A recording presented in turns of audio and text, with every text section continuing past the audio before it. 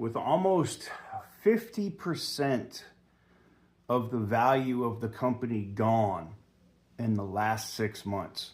Think about that. You lose 50% of a company in the last 6 months. Any person doing that job would be fired.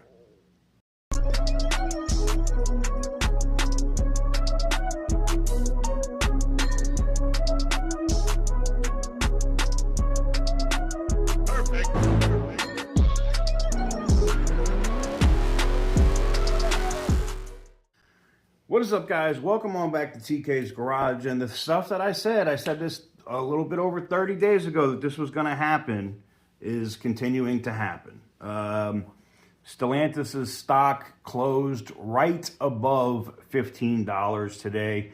At some points, it flirted with $14, hitting that strike point below $15 is going to be huge. I mean, I want you to take a look at the following image. So the stock closed today at $15.14, okay? It's down 2.64% on the day, but the biggest number I want you to look at is 45.11% down. 45.11% down in the last 6 months. That is almost half of the company's value gone. Now, part of that is because of the earnings that were posted last quarter. And if you think they were going to get better, I think the stock takes a massive nosedive after this coming quarter's earnings. I mean, you can fudge the numbers a little bit to make it look good for you. And I think that's why they're being sued by investors, by shareholders are suing Stellantis over this exact thing. Carlos Tavares, like this company does more flip-flops than a politician. When you think about it, stuff that the same way that the SEC sanctioned Elon Musk for things that he was saying as the CEO of Tesla, the SEC needs to go after Carlos Tavares. Like 100%. The SEC needs to slap Carlos Tavares with affecting this stock price. When you say random shit in public, like, we're going to sell brands that are underperforming, like Maserati and Chrysler. And then, you're having active discussions with Chinese companies, whether or not you're going to sell a brand or you were just going to sell a factory or an assembly plant, is neither here nor there.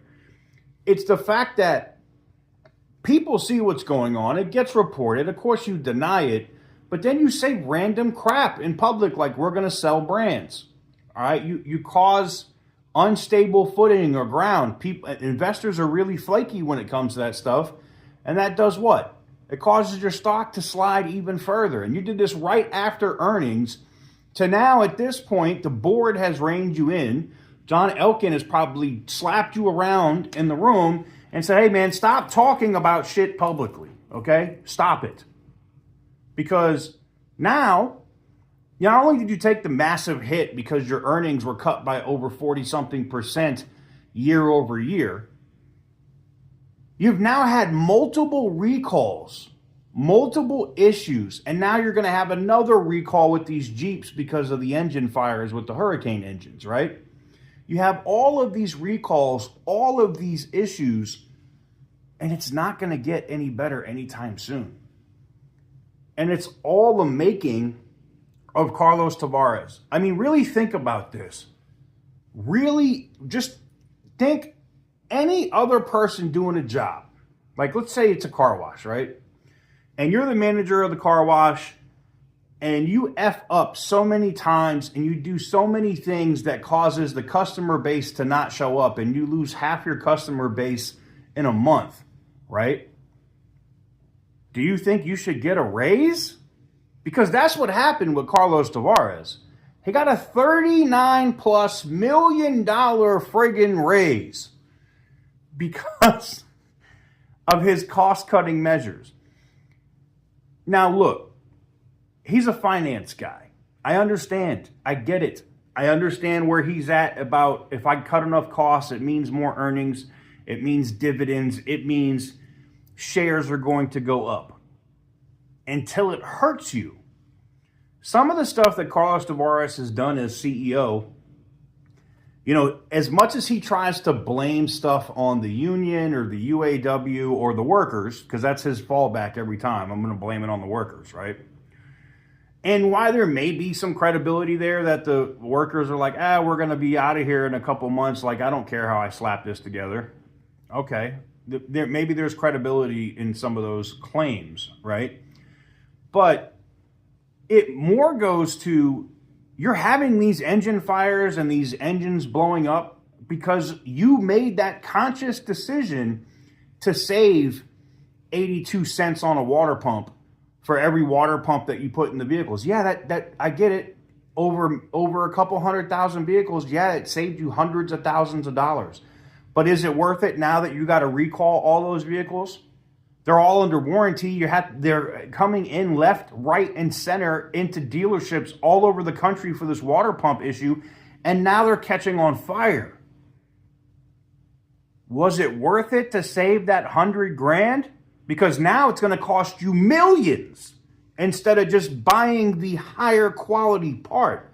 You want to make Jeep this new Range Rover, right? Fine, look. That's your vision. I'm not going to question that. Do what you want to do when it comes to that point.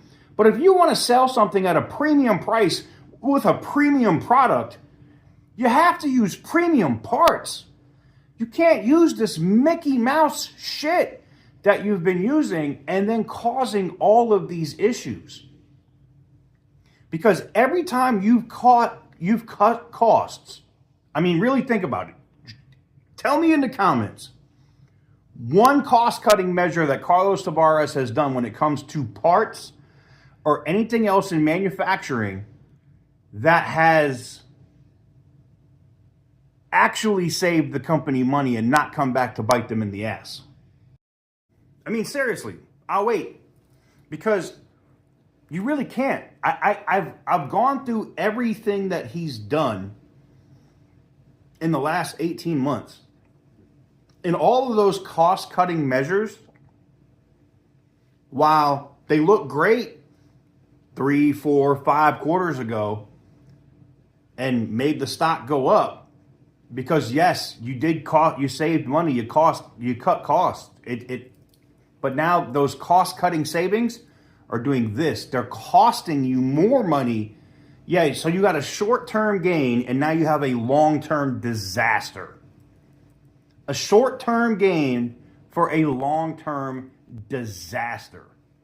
And look, even if the board was to fire Carlos Tavares today, maybe they put Tim Kuniskis in, bring him back, something along those lines. Maybe they just get somebody else from Exor. Maybe Elkin takes over. I don't know. He drops from president and becomes CEO. I don't know. I know that no matter who takes over, he's cut so much and installed so many cheap parts, cheap crap trash, that these problems are going to plague Stellantis for the long term. People that bought these $115,000 Grand Wagoneers that are blowing up, catching fire, left, right, and center, they're going to have problems with those vehicles if they don't burn to the ground over the entire life of that vehicle. From wiring harnesses, to water pumps, to ECUs, PCMs, the computers, the brains in the vehicles, all because Carlos Tavares wanted to save a very small amount of money that's becoming a massive expense in recalls. In my opinion, seeing where the company's at now, and I think anybody else that does a job in corporate America, if you've seen the job that this guy has done, granted, again, I'm going to say, I understand 4, 5, 6 quarters ago, money was really good. with these cost-cutting measures. But where is it now? Are you still happy with your investment? Are you happy with losing half of the money that you have invested in that company? I know that's why the shareholders are suing. I know that's why there's law firms jumping on this every single day. It's time for Carlos Tavares to be fired. Period. End of story. They need to change the leadership at Stellantis. They need to change on that board of directors. I understand that Exor is the largest investor, whatever, I get it. But there needs to be some changes. And they need to happen now before, in the next 3-4 quarters, Stellantis is worth 25% of what they were a year ago. Let me know what you guys think about my assessment in the comment section down below. Give the video a big thumbs up if you like what I do. Hit the subscribe button if you haven't already. If you think Carlos Tavares should be fired for the way that he's run the company, put the word fired in all caps in the comments. I want to see how many we get. Till next time, stay petty, my friends.